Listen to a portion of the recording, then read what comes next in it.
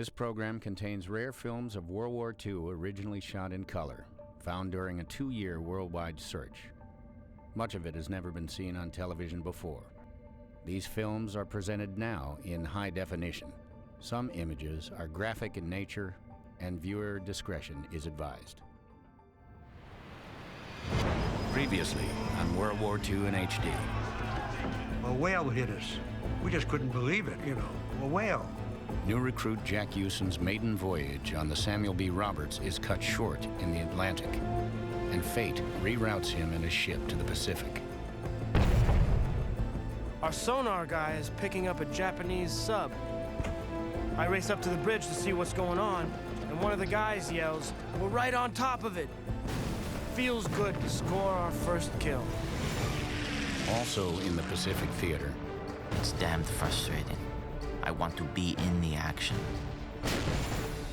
Austrian immigrant turned U.S. soldier Jack Werner watches the heat of the battle on Kwajalein from the deck of a ship. So instead of actually fighting, it looks like I'll be the man behind the gun. I make a promise to myself. I will never sit on the sidelines again. Grant us a common faith that man shall know bread and peace, that he shall know justice and righteousness, freedom and security, an equal opportunity and an equal chance to do his best, not only in our own lands, but throughout the world.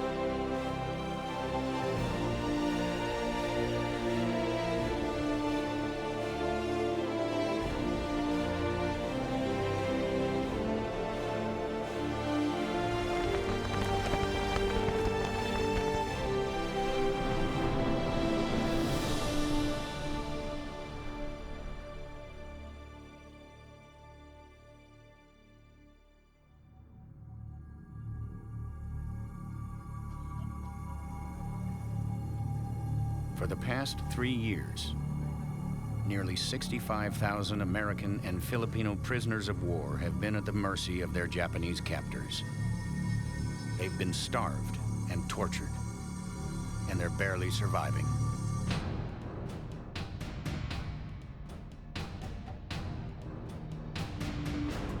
Their ordeal began in the spring of 1942, led by General Douglas MacArthur. The Filipino and American troops were trying to defend the Philippines against an overwhelming Japanese invasion force. But with the fall of the islands inevitable, President Franklin Roosevelt ordered MacArthur to personally withdraw and abandon his remaining men. What happened next was an atrocity only made public many months later, after 2 American officers pulled off a daring escape. Known as the Bataan Death March, the Japanese forcibly marched 75,000 prisoners 65 miles to an internment camp known as Camp O'Donnell. Along the way, they brutalized them, subjecting them to unspeakable acts of violence. An estimated 10,000 died during the march. Now, in the fall of 1944, General MacArthur and the American military are ready to return to the Philippines to liberate the islands and rescue the survivors of the Bataan Death March. We find out through our officers that we're forming up to attack the Philippine Islands. We're going to be part of helping to liberate those islands and free those guys.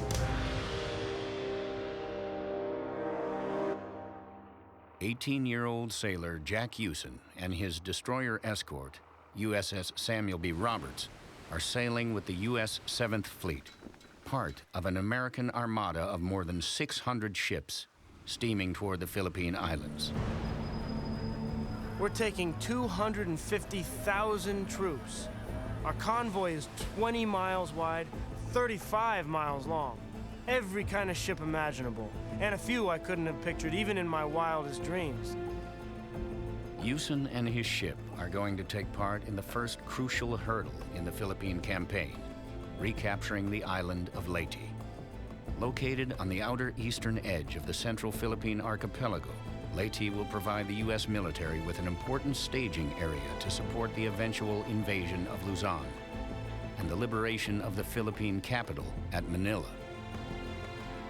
It's our job to keep any Japs from sneaking through and attacking our landing forces. If we don't do our job, men ashore will die. As Houston and his ship take up defensive positions off the island of Samar, 100 miles to the southwest, the U.S. 6th Army approaches Leyte's beaches. As we head in, I can feel the tension rising.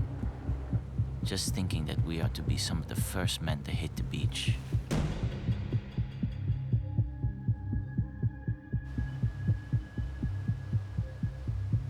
First Sergeant Jack Werner is heading toward the beaches of Leyte. Although Werner saw action last year on Attu and later on Kwajalein, this is his first amphibious landing on a beach under fire. As soon as the ramp comes down, we sprint across the water.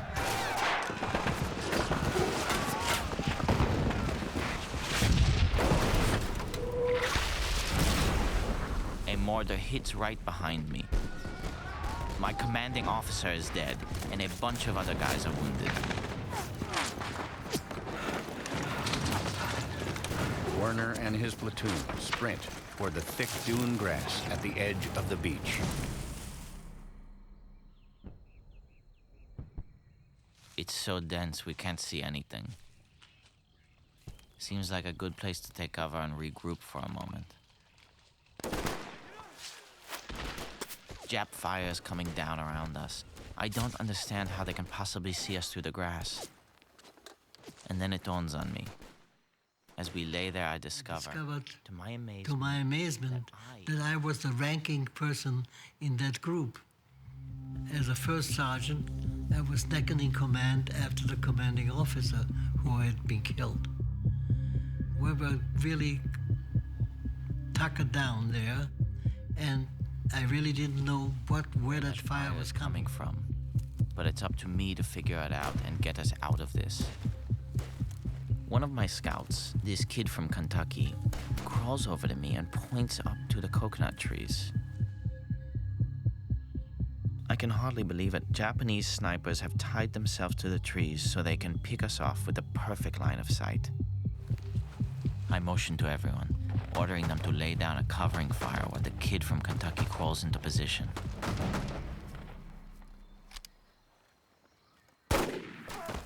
And just like that, he takes care of two of them himself. Reinforcements come racing in from the beach. They help us finish off the snipers and tell us to withdraw to the shore.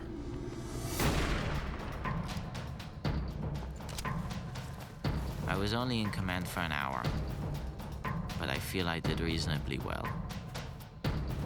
At least I didn't get anybody killed.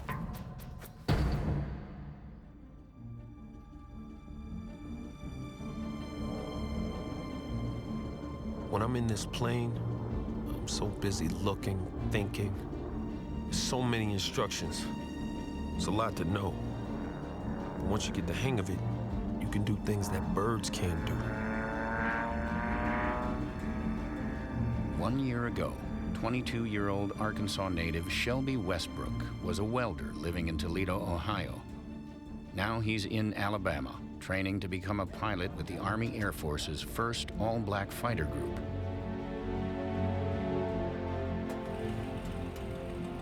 Known as the Tuskegee Airmen, soldiers train at a segregated campus. They are commanded by white and Puerto Rican officers. We may have separate facilities, but it's a good feeling knowing that we're doing what a lot of folks said we couldn't. I could have gone into the infantry, but when the draft board started sending me letters, I made an application for the Air Corps.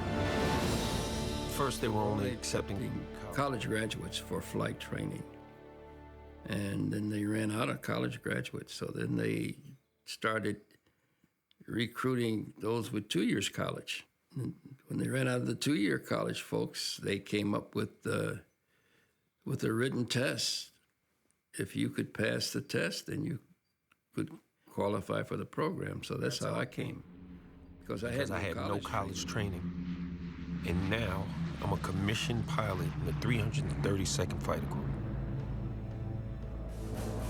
Westbrook and the Tuskegee Airmen are filmed in color in stateside films like this one.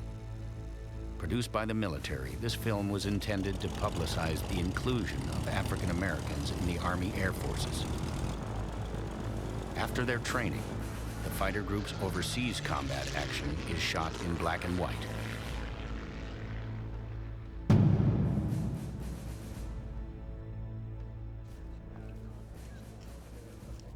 The briefing officer gets out this huge map of the entire European theater. He says, "Gentlemen, today we go after the oil refineries." We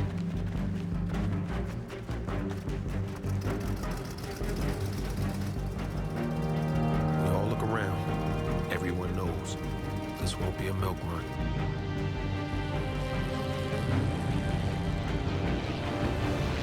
Westbrook and the 332nd Fighter Group are escorting bombers as part of an ongoing Allied strategy to bomb Nazi oil facilities. Their target is the Germans' massive oil refining complex in Blechhammer, Poland. There, the Germans are using the area's natural deposits of soft coal to produce synthetic oil, which they use to fuel nearly all of their planes. Blechhammer is among the most heavily defended targets in the Reich.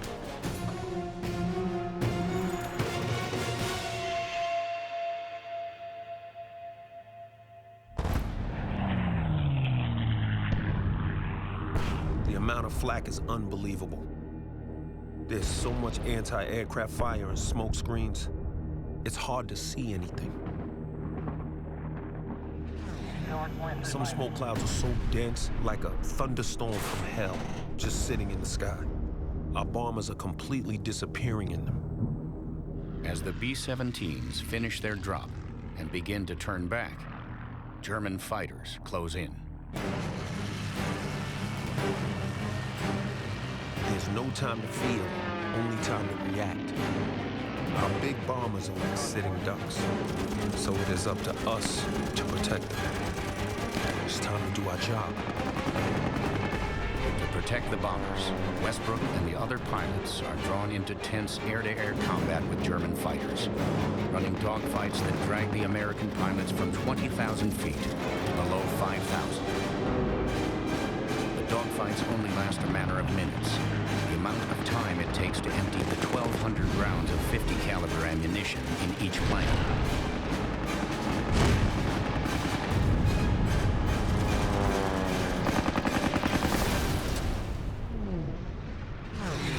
After 8 hours in the air, Westbrook and the rest of the Tuskegee squadron are finally back in friendly skies. Once the bombers land, the fighters peel off and head back to their own small airstrip at Ramitelli, completely separated from the white pilots.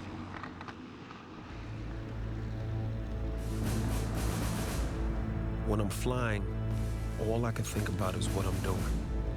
The responsibility is exciting. But when I get back here, the reality of the danger hits me. This is serious business. We're on the beach and resting when a single landing craft appears.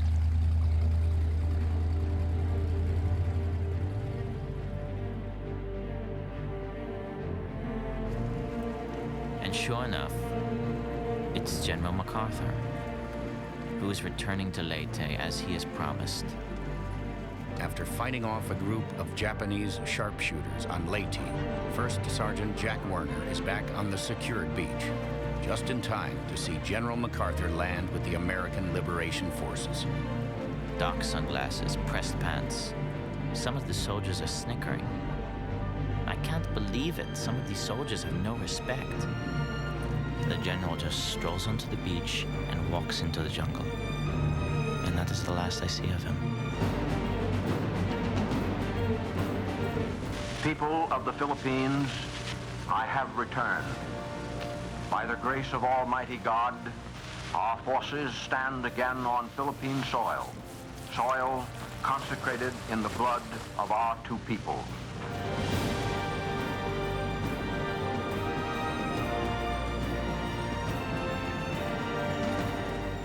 We have come dedicated and committed to the task of destroying every vestige of enemy control over your people. The hour of your redemption is here.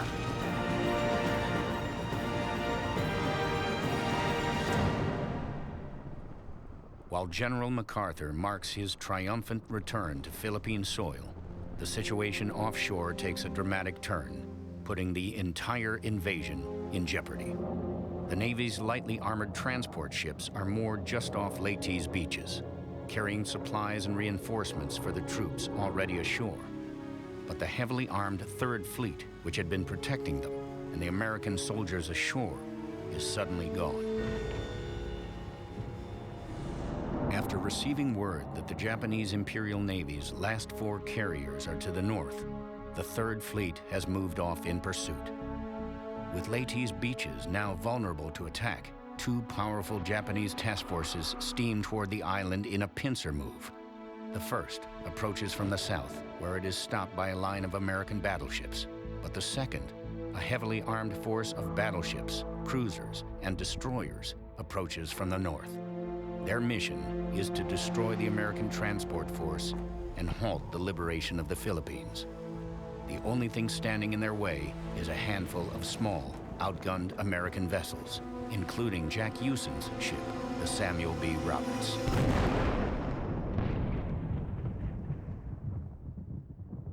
We're looking out at the sky about 70 miles towards the horizon, and we can see lightning and hear thunder. But it's no storm. It's a battle. Over the loudspeaker, the captain says, "Uncover all guns. This is not a drill. This is for real." We have no idea what's happening. We all knew that there was going to be a big battle to retake the Philippines, but we all thought it was going to be on land. Captain makes an announcement. There is a Japanese task force coming down from the north. Battleships, cruisers, and destroyers. We will do our duty, though the outcome is doubtful. The outcome is doubtful? What does that mean?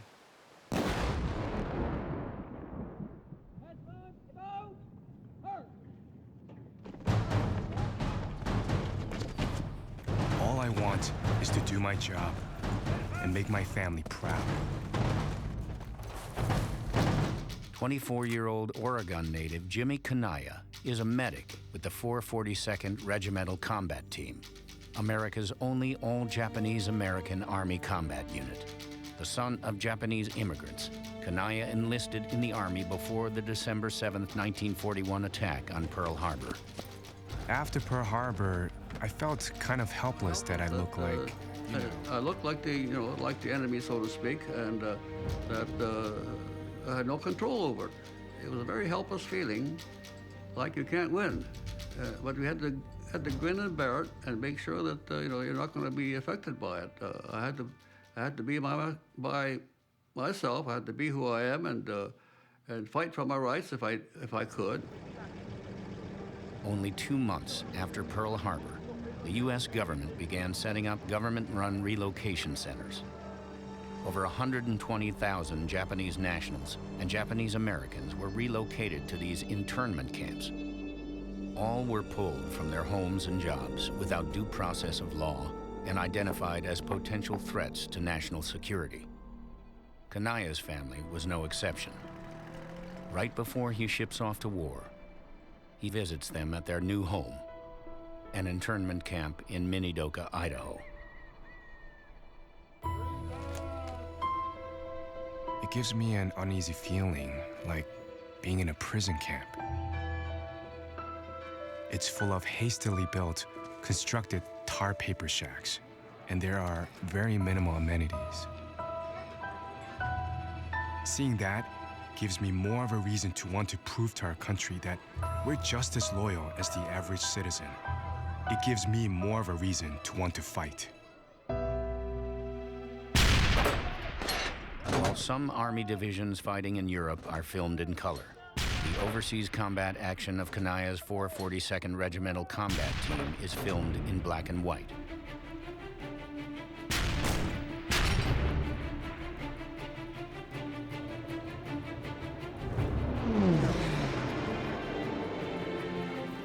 The past few weeks have been a blur. Crossing the Mediterranean, jumping on trucks in Marseille, sleeping on the side of the road. It would actually be kind of nice to be in a foxhole again.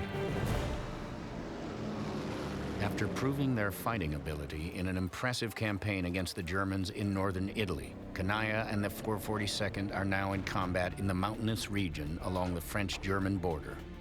Here in the Vosges Mountains, Hitler's forces are doing their best to slow the Allied army's advance into Germany. Because of the region's steep cliffs and dense forests, American tanks, artillery, and air power are virtually useless. It's the ideal terrain for the Germans to make a stand, their backs against their homeland. These mountains are impossible to move through. The Germans could be just about anywhere out here. As Kanaya and the 442nd approach the hill town of Briere, they come under heavy shelling.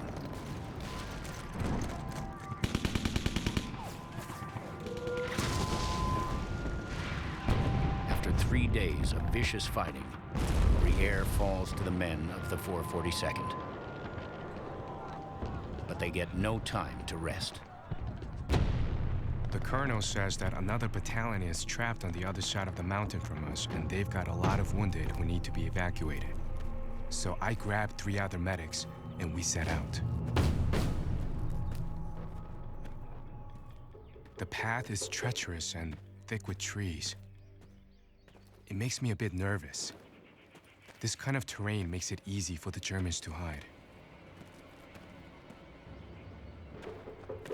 After struggling over the mountainous trails through no man's land, Kanaya and the 3 medics arrive in Bifontaine. There, they find more than a dozen wounded men, 7 of them on stretchers. There's no way we can transport all these men back ourselves. So the battalion commander assigns us 35 German prisoners to use as litter bearers. I don't like this one bit. You can't mix weapons with the Red Cross flag. It's a violation of the Geneva Convention. But being a medic that takes orders from infantry, I have no control over the decision made by a superior officer.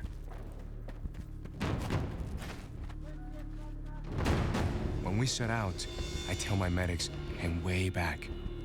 Because if the Germans stop us along the way, there could be a firefight.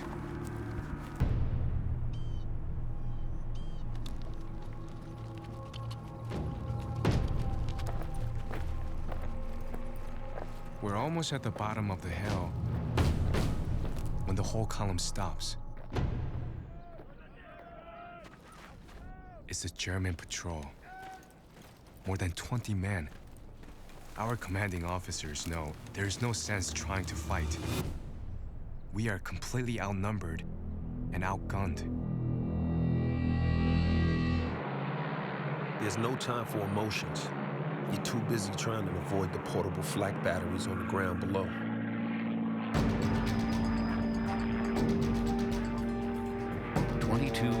Tuskegee Airman Shelby Westbrook is flying his 31st mission with the 332nd Fighter Group. Today, he is escorting a group of B-24 Liberators on a bombing run over Germany.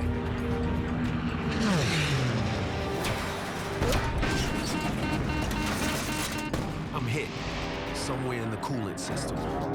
Squadron leader tells me to peel off and head back to base. Pilot closest to me forms up to escort me home. But I'm starting to lose altitude. I'm coming down out of the clouds. There are mountains in front of me. I'm on the east side of the Black Alps, over German-occupied Yugoslavia.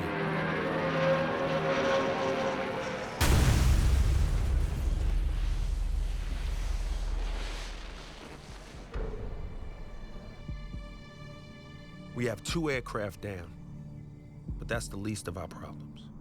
Now, we have to find a way to get out of here with our lives. We're looking to find out where we are when we see guys in German uniforms with rifles at the ready. So we stopped, and we both had sidearms of 45 automatics. But hey, they already had theirs aimed at you. Then all of a sudden, both the guys took their guns and put them on their shoulder. And we looked, and there was a little red star on their cap. So they were Tito partisans. Westbrook and his wingman have been rescued by a Yugoslavian resistance group known as Tito's Partisans. To help him throw the Germans out of his homeland, Communist Party leader Joseph Broz Tito struck a deal with the Allies. In exchange for weapons and ammunition, he and his 200,000 resistance fighters have promised to protect and return downed Allied pilots, helping them through German-held territory. We sleep by day and march in the middle of the night when there's no moon. This is a new kind of danger.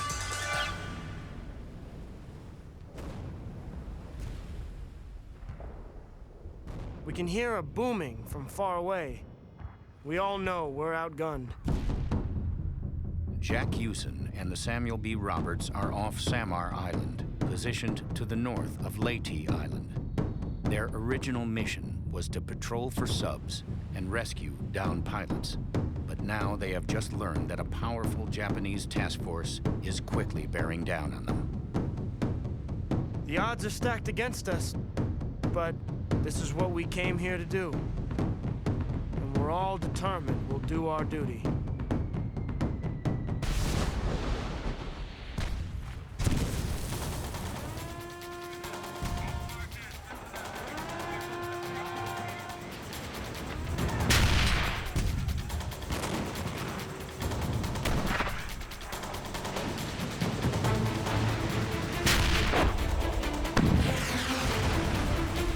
Hoping to avoid almost certain destruction, the small task force's escort carriers are ordered to pull back.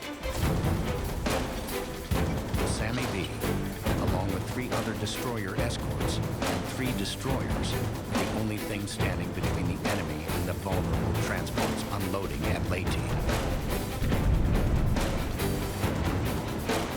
Although they are hopelessly outmatched by the massive firepower of the Japanese heavy cruisers and battleships, they do the only thing they can: turn and attack.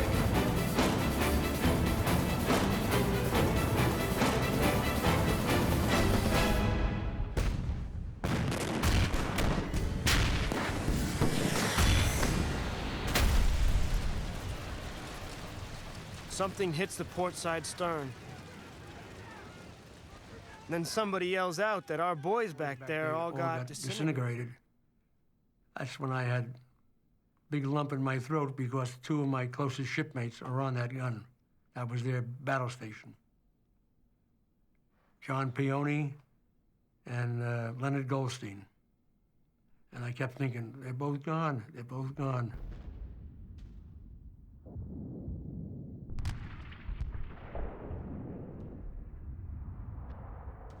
And that's when I knew this is a fight to the finish. We're going to be in this until either we beat them or they're going to beat us. And that's the way we fought for the next hour. The Sammy B manages to land a few hits on the Japanese cruisers before suffering another direct hit. Within minutes, Hewson's ship starts taking on water. The men are ordered to abandon ship.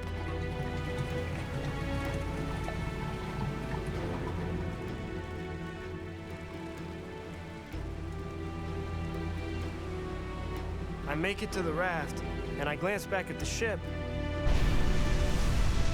And there she goes. The Samuel B. Roberts.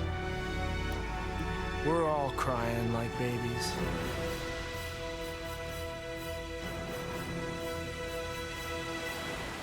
We can only see a few yards because of the waves. Makes us feel like we're all alone. I feel something brush against my leg. A man nearby screams. Sharks. I look at the German prisoners we have with us. Our only option is to surrender. Now we're the prisoners, and they are our captors. The tables are turned.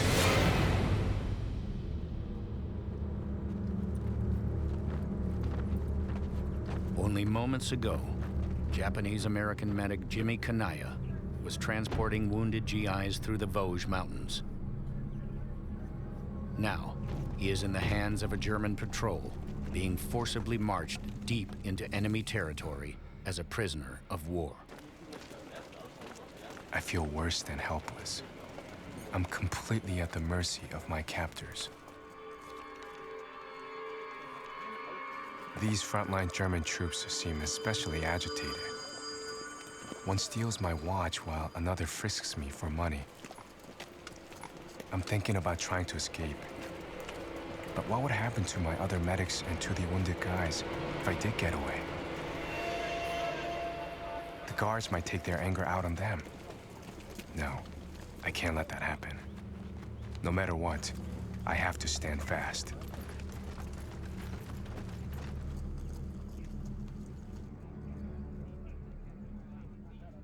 I wonder how long I'll be here.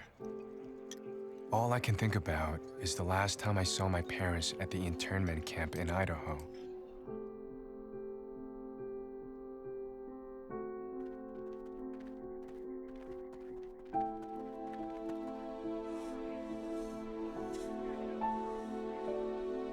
It's kind of ironic that here I am. Here I was, fighting for our country, and I'm in enemy territory and behind barbed wires, and my parents and brother and sister were in a friendly country behind barbed wires. And how do you answer that? In December, Kanaya arrives at a POW camp near Warsaw, Poland. There, he is held until January of 1945, when the approaching Russian army forces the Germans to retreat with their prisoners. Kanaya and 1,400 other POWs are forced on a 380-mile death march to another POW camp near Hammelburg, Germany. My mother really prayed for me, even that I was still alive, and then when they found I was alive, they continued praying that because while you're in captivity, you're still uncertain as to your future. Kanaya remains a prisoner of the Germans until April 1945, 2 years after his parents are freed from the internment camp in Idaho. When he is finally liberated, Kanaya is close to starvation. But unlike many he is imprisoned with, he survived.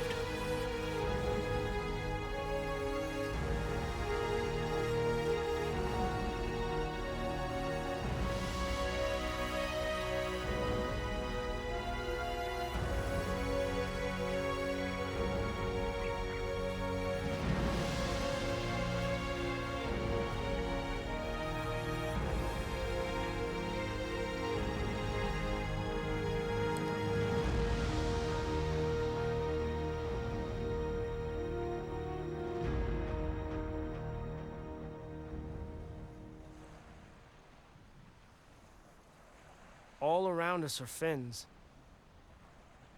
When the fins drop, we all start clinging to the raft a little harder. 18-year-old Jack Hewson and his shipmates from the Samuel B. Roberts are adrift in the Philippine Sea. Hours earlier, their ship was sunk while trying to fight off a Japanese task force.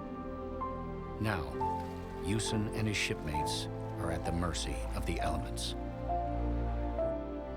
I was sleeping, dozing outside the net, when I heard something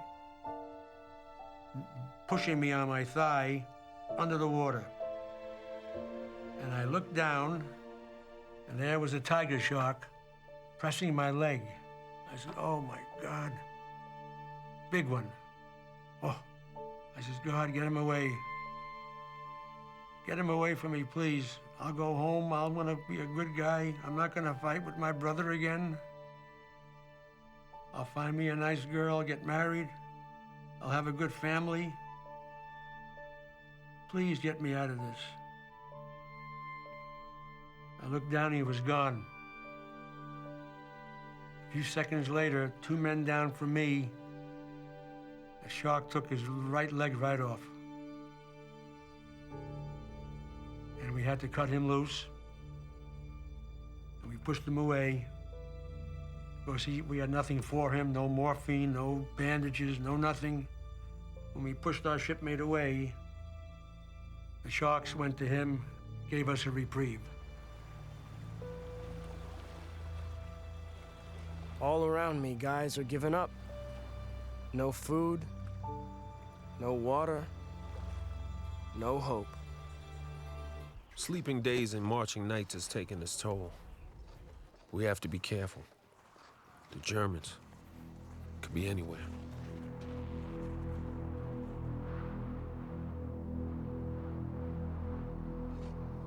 Having narrowly survived a crash landing in Yugoslavia, Tuskegee Airman Shelby Westbrook is in enemy-occupied territory. He is being escorted by armed Yugoslavian resistance fighters known as Tito's partisans. Dressed in German uniforms as a disguise, the partisans are attempting to guide Westbrook back to his airfield in Italy. You don't know what your conditions are going to be from one minute to the next. You're always on edge. All of a sudden, you would hear a voice. I think the word was stowy. Right out of the darkness, you'd hear the word stowy, and everybody would freeze. When the partisans froze, you froze. You stopped. You didn't make any noises. And it would be this quiet sound in the middle of black darkness. And all of a sudden, you'd hear some voices start a little conversation. And a couple of minutes later, you start moving again. It's strange to feel so helpless. But all I can do is trust these guys and stay ready for whatever comes next. For the next 4 weeks, Shelby Westbrook hides behind enemy lines. With the help of the partisans, he eventually reaches the port of Zara on Yugoslavia's Adriatic coast.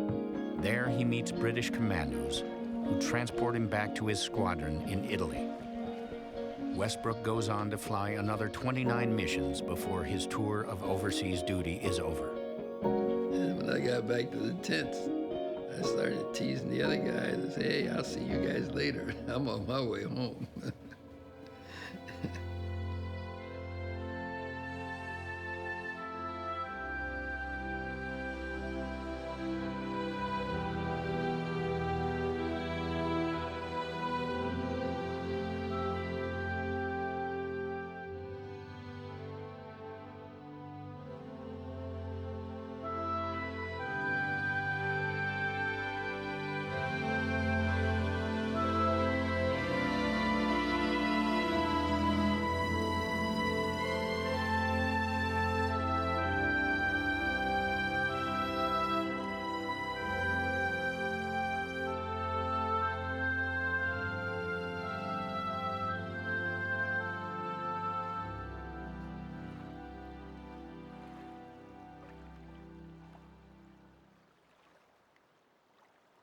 Stranded in the Philippine Sea, time is running out for Jack Hewson and the other survivors of the sunken Samuel B. Roberts.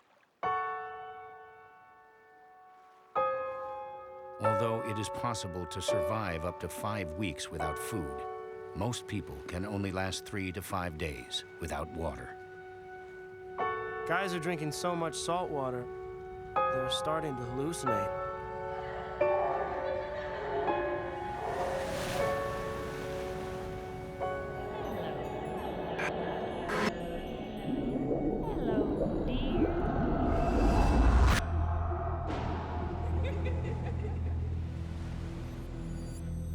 guy yells out, "Oh, there's my mother.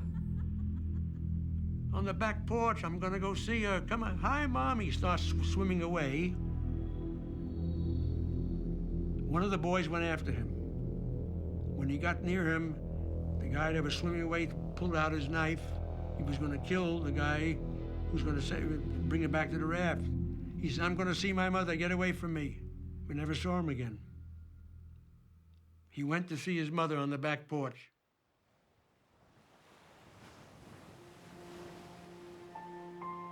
I don't know how much longer we're gonna be able to hold on.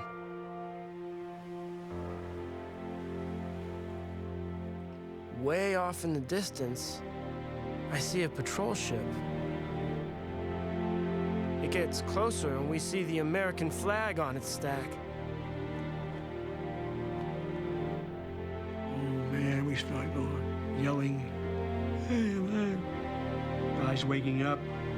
He circles us. And we're yelling at him. And the captain of that little ship, he came out on the port wing of the bridge with a megaphone. "Who are you?" We all yelled out, "Samuel B. Roberts, DE 413. And he still circles. Now we're getting pissed off, and we start cursing at him. Every curse word you can ever think of. He comes around again and he says, "Who won the World Series?" We all yelled out, "St. Louis Cardinals." You can hear the bells, boom, boom, stop, stop.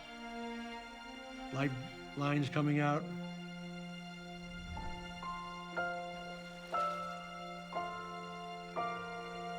And that's how we got saved.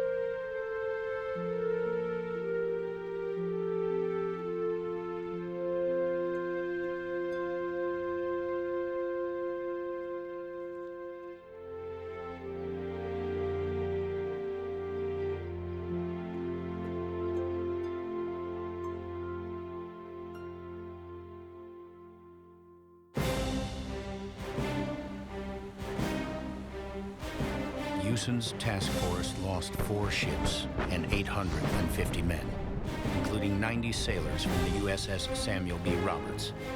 But their courageous stand against the enemy succeeded.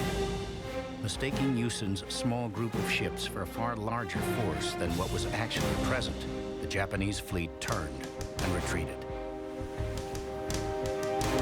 The American invasion of Leyte is a success. 3 months later, American forces invade the main island of Luzon. They liberate